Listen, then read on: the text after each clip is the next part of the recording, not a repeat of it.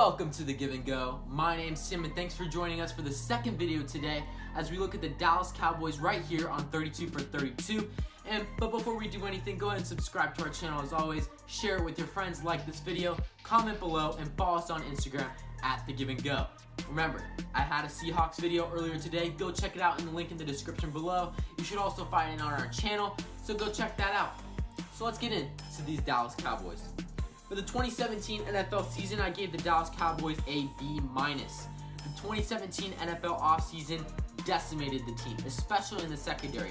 They all left. Morris Claiborne, Brandon Carr, Barry Church, J.J. Wilcox, all gone. Dak and Zeke's sophomore season was great when Zeke played. Look, they lost the first 3 games of Zeke's suspension against the Falcons and the Chargers and a couple other teams. The running game just wasn't the same. The offensive line didn't live up to the hype as the best in the league at all this year. They got mauled in Atlanta without Tyron Smith, and in Denver, Von Miller ate Dak alive. There were 4 games that determined the 2017 NFL season for the Dallas Cowboys. The Denver game, the Los Angeles Rams game, Green Bay, and Atlanta.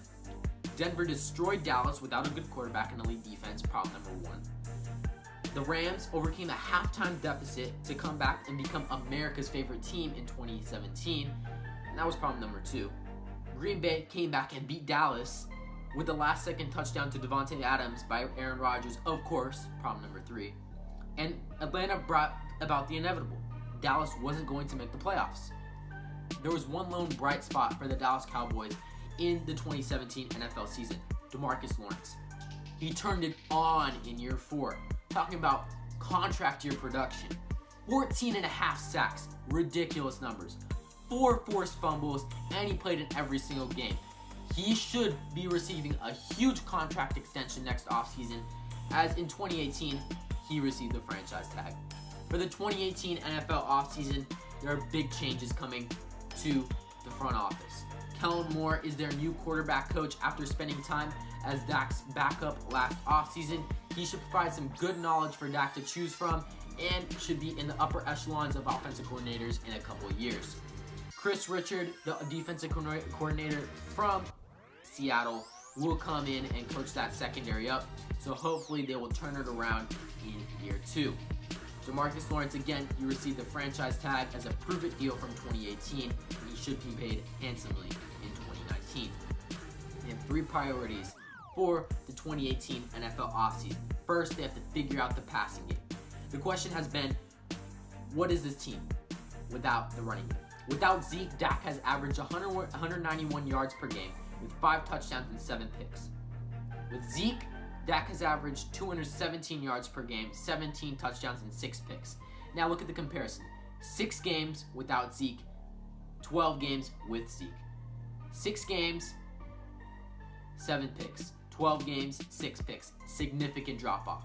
Zeke is a top 5 running back in this league. I know that. I'm not saying that Zeke is, without Zeke, that they would be like an elite offense, but the drop-off is significant, as you see. Now, let's compare some number 1 wide receivers in this league, supposedly, right? Based off of money and production. Player number 1, 840 yards, 8 touchdowns, 52.5 yards per game, $1.76 million a year. Player number 2, 838 yards, 6 touchdowns, 52 yards per game, $16.5 million a year.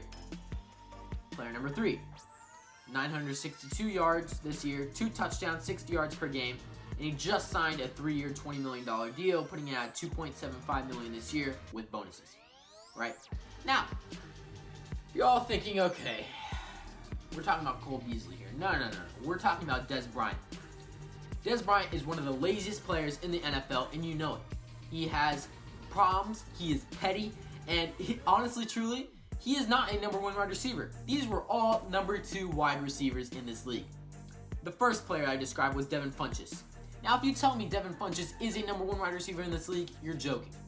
He is a good, probably a top 10 number 2 wide receiver in this league, not a number 1 wide receiver. Player number 3 is Marquise Goodwin. He is a really, really good wide receiver. I'm not saying that he isn't. But DEZ Bryant is not a number 1 wide receiver by this fact. He was player number 2. DEZ Bryant is a top 10 number 2 wide receiver. not a top #1 wide receiver in this league, and he's being paid so much money to be talking so much to different players. And yes, many of you guys will complain. Yes, he has faced the #1 corner from every single team, but you should be able to beat that coverage. Antonio Brown, DeAndre Hopkins, Keenan Allen, Marvin Jones, all these #1 wide receivers have, and they produce significantly. Look at DEZ Bryant, 838 yards. That's a joke. There's too much talent, and he's only a mediocre wide receiver at best with the kind of production he's putting up. And they can save $8 million if they cut him. Now, I'm not saying they should cut him. I'm just saying that they should restructure his deal to make it more affordable, probably around the $10 million range, no more than $10 million. They also have to add pieces to the defense.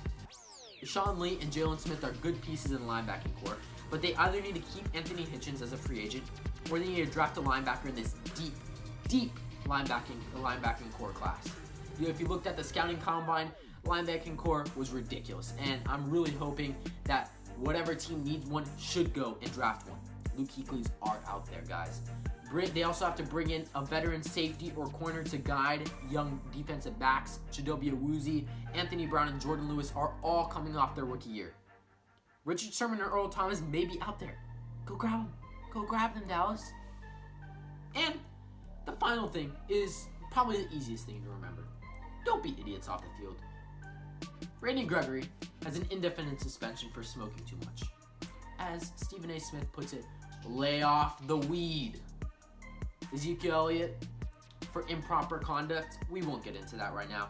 Demontre Moore, DWI. David Irving, something along those lines. And that was a combined 12 games, and with Randy Gregory added, that would be 28 games missed. Too many games missed. The Jones family must draft better players that help in the community and not damage it. That's just plain and simple. So, for the 2018 offseason, the Cowboys need to play catch-up to reach the Philadelphia Eagles and make sure that the Giants and Redskins don't stay on their heels. Thanks for watching, and we'll see you tomorrow as we look at the Detroit Lions and the Buffalo Bills and what they need to do in the 2018 NFL offseason. Have a great rest of your day.